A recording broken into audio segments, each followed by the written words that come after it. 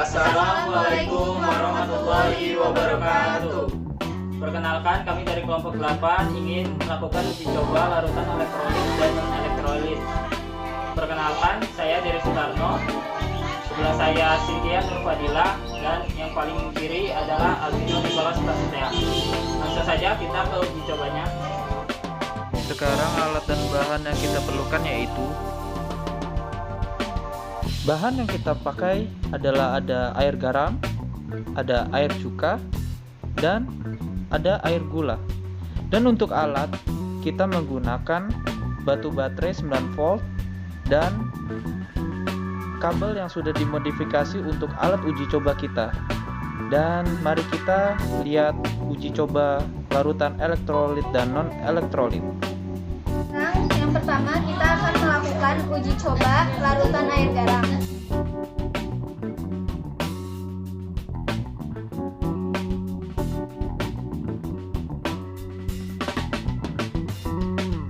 Yang pertama kita akan menguji larutan air garam. Terlihat di sini terdapat banyak gelembung buih pada larutan ini. Dan lampu terlihat menyala sangat terang, sehingga dapat kita simpulkan bahwa larutan air garam merupakan larutan elektrolit kuat.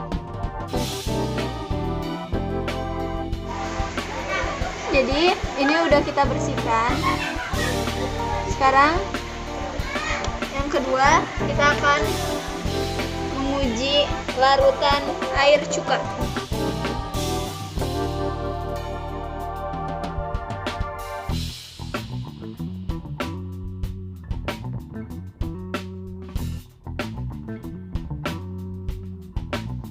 Pada larutan air cuka ini terdapat gelembung, akan tetapi gelembung yang dihasilkan hanya sedikit dan lampu menyala tetapi tidak terlalu terang atau lampu menyala redup.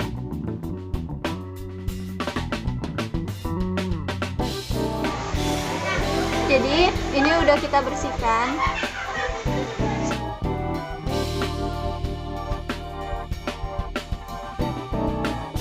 Yang terakhir, kita akan menguji larutan air gula.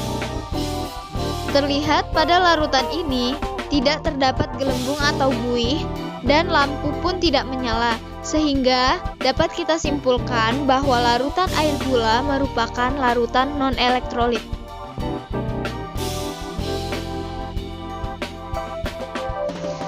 Kesimpulan yang kita dapatkan dari percobaan larutan elektrolit dan non-elektrolit yang sudah kita lakukan, pada air garam, larutan air garam dapat menghasilkan listrik dengan baik, yang dibuktikan dengan adanya gelembung dan buih yang banyak serta lampu menyala dengan terang.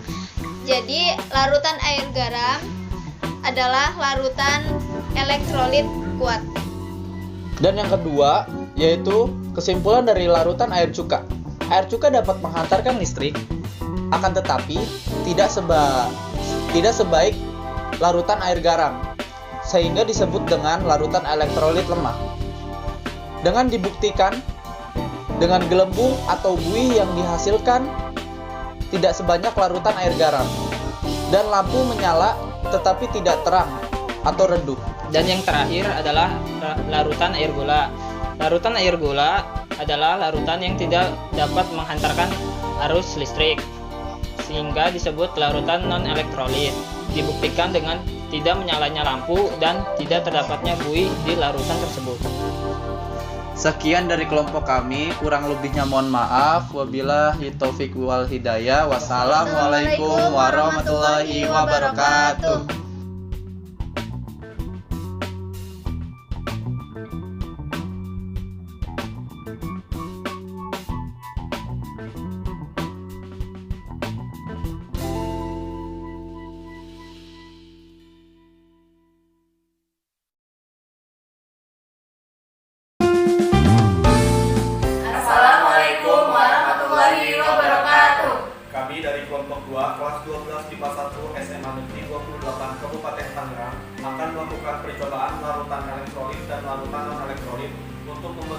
tugas praktikum kimia guru pembimbing Ibu Dona Eliza SPD. Perkenalkan, nama saya Adi Irawan. Perkenalkan, nama saya Nadifa Zivanalata. Perkenalkan, nama saya Rahmania Laraswati. Untuk dasar teorinya, larutan adalah campuran homogen atau dua zat yang saling melarutkan dan masing-masing zat penyusunnya tidak dapat dibedakan lagi secara fisik. Nah, untuk larutan elektrolit itu adalah larutan yang dapat menghantarkan listrik, sedangkan larutan non elektrolit adalah larutan yang tidak dapat menghantarkan listrik. Tujuan kami untuk melakukan praktikum ini yang pertama adalah untuk mengidentifikasi larutan elektrolit dan larutan non elektrolit. Yang kedua, untuk mengetahui jenis-jenis serta ciri-ciri dari larutan elektrolit serta larutan non elektrolit. Untuk alat dan bahannya kita memakai 2 buah karbon, lalu ada 2 paku, lalu ada lampu kecil, lalu ada 2 baterai, lalu juga ada kabel, dan terakhir ada lakban. Dan untuk larutannya, di sini kita menggunakan 7 larutan yang terdiri dari yang pertama adalah air keran atau air biasa, lalu ada larutan sabun, ada larutan teh, ada larutan jeruk nipis, ada larutan gula, ini gula yang sudah dilarutkan, terus ada larutan garam, serta ada larutan cuka. Nah, kalau misalkan kalian nggak ada karbon, kalian bisa memakai paku ini untuk percobaannya, karena paku mudah ditemukan di sekitar kita. Dan sekarang kita lanjut ke percobaannya. Setelah alat dan bahan yang sudah disiapkan, kemudian alatnya disusun atau dirangkai seperti ini. Jadi ada 4 buah baterai yang telah disambungkan kabel dan juga karbonnya. Kemudian di sini ada lampunya juga. Kita uji coba larutan pertama, yaitu larutan garam.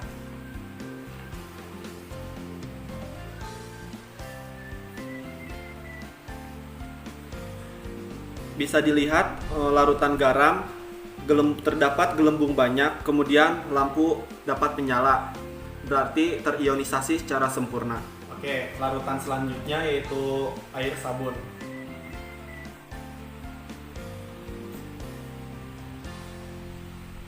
Dapat dilihat pada larutan air sabun, gelembung terdapat banyak, tetapi lampu tidak menyala. Hal ini terionisasi tidak sempurna.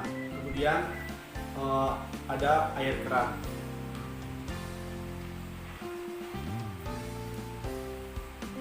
Pada air keran tidak terdapat gelembung, kemudian lampu tidak menyala, berarti tidak mengalami ionisasi.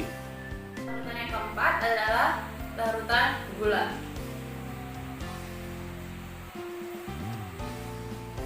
Pada larutan gula tidak terdapat gelembung, lampu tidak menyala, maka dari itu larutan gula tidak mengalami ionisasi. Larutan selanjutnya adalah air teh.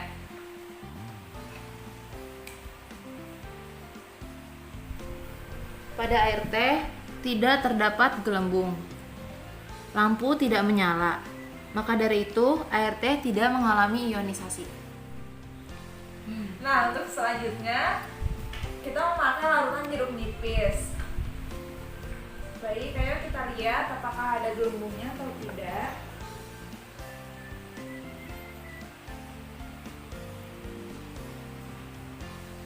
Ternyata gelembungnya sedikit ya. Gelembungnya sangat sedikit.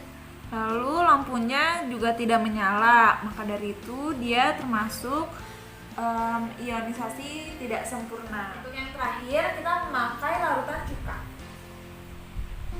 Kita lihat apakah ada gelembungnya atau tidak ada ya.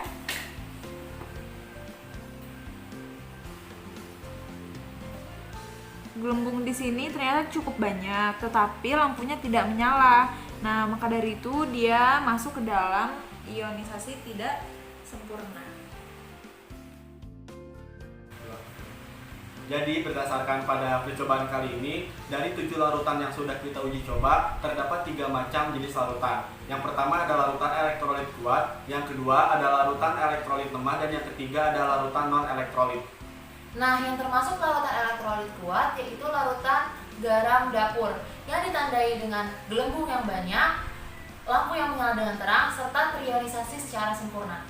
Kemudian yang termasuk ke larutan elektrolit lemah yaitu ada larutan asam cuka, larutan air jeruk, dan larutan air sabun. Ditandai dengan gelembung lumayan banyak, lampu tidak menyala, dan juga terionisasi tidak sempurna. Nah, untuk larutan non elektrolitnya itu ada larutan teh, larutan gula, dan juga air keran. Ditandai dengan tidak adanya gelembung dan juga lampunya tidak menyala, dan dia tidak mengalami terionisasi. Sekian dari kelompok kami, kurang lebihnya mohon maaf. Wassalamualaikum warahmatullahi wabarakatuh. Assalamualaikum warahmatullahi wabarakatuh. Kami dari kelompok 10 kelas 12 MIPA 2 ingin melaksanakan praktikum kimia. Sebelum kita melaksanakan praktikum kimia, izinkan kami untuk memperkenalkan diri kami masing-masing. Nama saya Dewa Kriswamudi. Nama saya Jasmine Antarmeti. Nama saya Tia Sinatul Maula.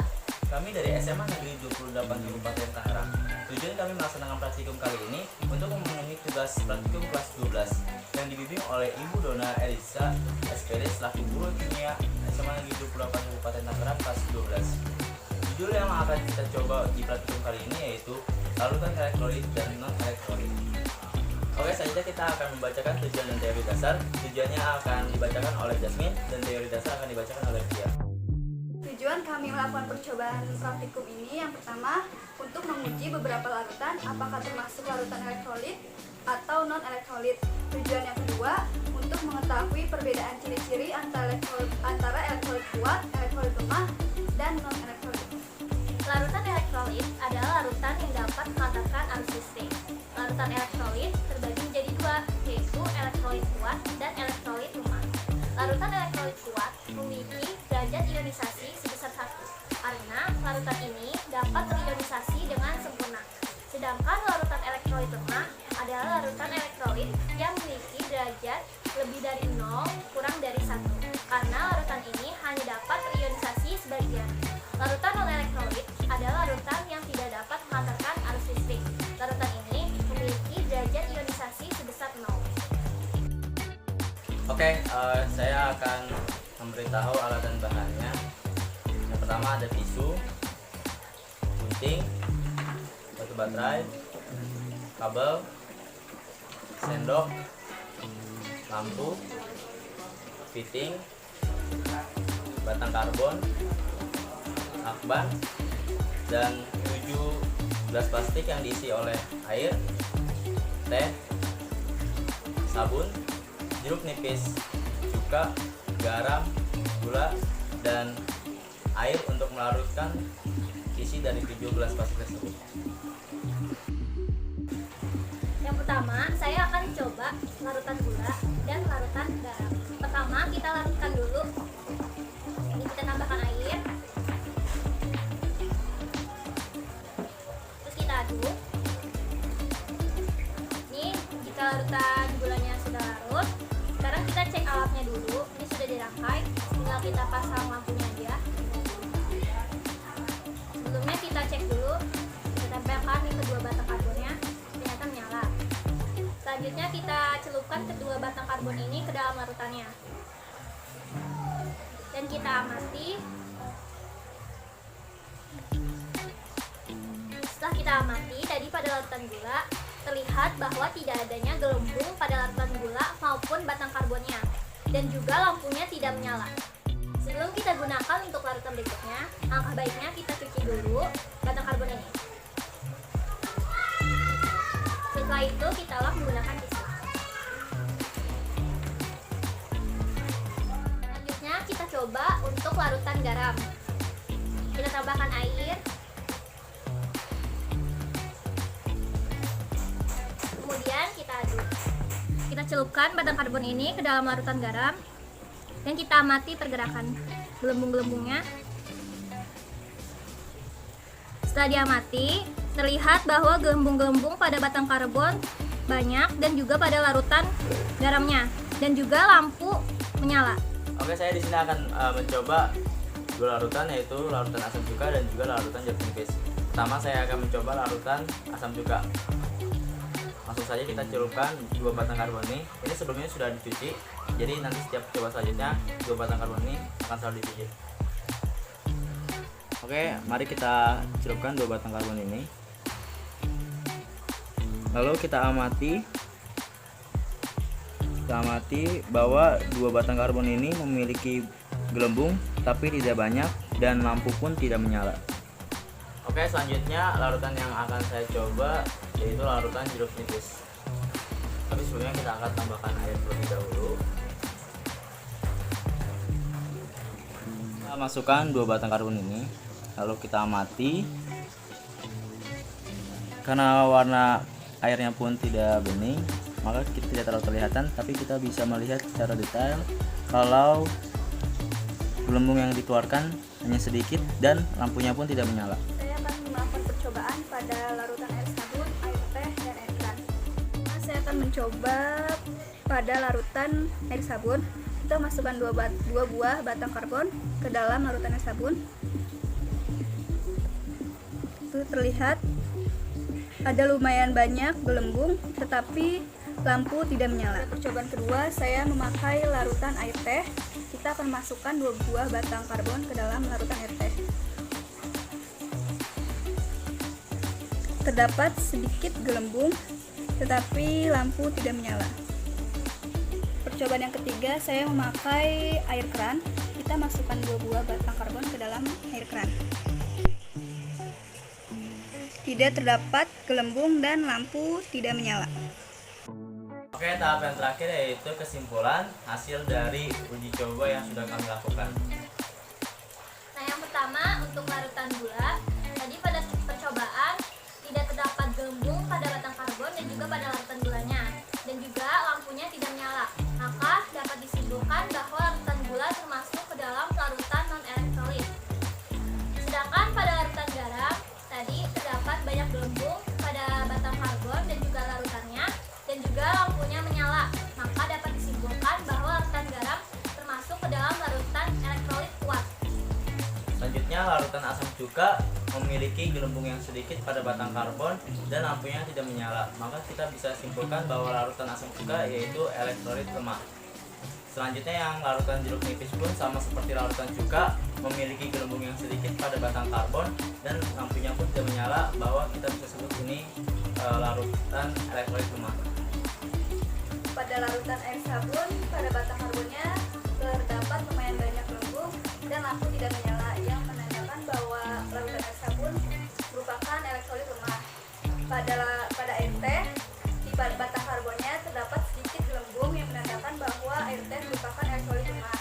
Pada air keran tidak terdapat gelembung pada batang karbon dan lampu tidak menyala, yang menandakan bahwa air keran merupakan larutan non elektrolit. Dari percobaan yang telah dilakukan dapat disimpulkan bahwa ciri-ciri larutan elektrolit kuat, yang pertama terdapat banyak gelembung pada batang karbon maupun di larutannya, yang kedua lampunya menyala. Untuk larutan elektrolit lemah, ciri-cirinya diantaranya yang pertama terdapat sedikit gelembung pada batang karbon maupun larutannya, dan yang kedua lampunya tidak menyala. Untuk larutan non elektrolit, ciri-cirinya yang pertama tidak terdapat gelembung pada batang karbon maupun larutannya, dan yang kedua lampunya tidak menyala. Oke, mungkin cukup sekian dari kelompok 10. Kurang lebihnya mohon dimaafkan dan terima kasih atas perhatiannya. Jika masih ada salah kata atau uji coba mohon dimaafkan. Wabillahi taufiq wal hidayah. Wassalamualaikum warahmatullahi wabarakatuh.